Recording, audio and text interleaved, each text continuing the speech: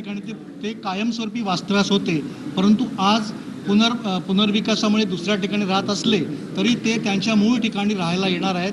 किंबहुना आज गिरगावमध्ये देखील बऱ्याच ठिकाणी जी आता मेट्रोचं काम चालू आहे त्यामुळे स्थलांतरित झाले होते ते पुन्हा वेगळ्या ठिकाणी आलेले आहेत.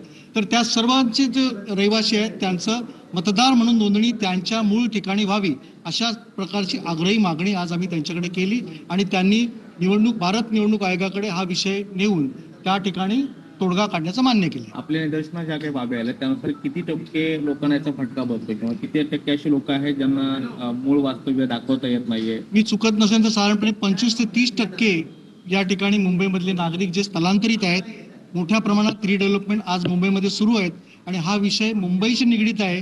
मला असं वाटतं की भारत निवडणूक आयोगाला या विषयाची कल्पना नसावी, परंतु इतर शहरांपेक्षा मुंबईमध्ये सर्वात जास्त रिडेव्हलपमेंट सुरू आहे आणि त्यामुळे हा वेगळा विषय त्यांना वेगळ्या पद्धतीने हाताळावा लागेल. निवडणूक अधिकाऱ्यांना यादी आहे त्यानुसार बहुतेक ही तपासणी सुरू आहे. दरम्यानच्या काळात बराच कालावधी निघून गेलाय, त्यामुळे केवळ पुनर्विकास हाच एक मुद्दा नाहीये, तर अनेक ठिकाणी अनेक लोकांना वगळलं जात असल्याच्या तक्रारी सातत्याने येत आहेत. पुनर्विकासा व्यतिरिक्त इतर काही तक्रारी सुद्धा आपल्या वतीनं करण्यात आल्या. मी त्यांना हेही सांगितलं की 2002ची यादी जी आहे तर 2002ची यादी जास्ती सोपी करावी जेणेकरून प्रत्येक माणूस त्याच्यात आपलं नाव शोधू शकेल मतदार.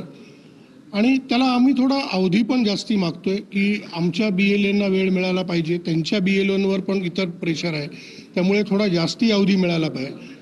आज बऱ्याच ठिकाणी असं होतंय की त्यांनी जे मॅपिंग केलंय त्याच्यातही काही त्रुटी आढळतात.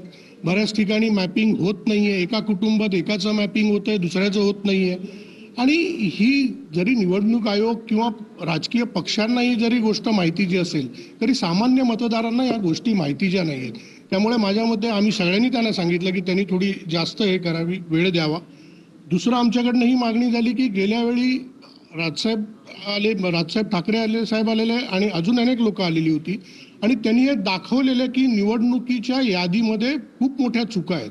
आज आम्ही त्यांना सांगितलं की ह्या कारणाने तुम्ही त्या चुकाही काढून टाकाव्यात, कारण त्या चुका वर्षानुवर्ष तशाच पुढे जात आहेत.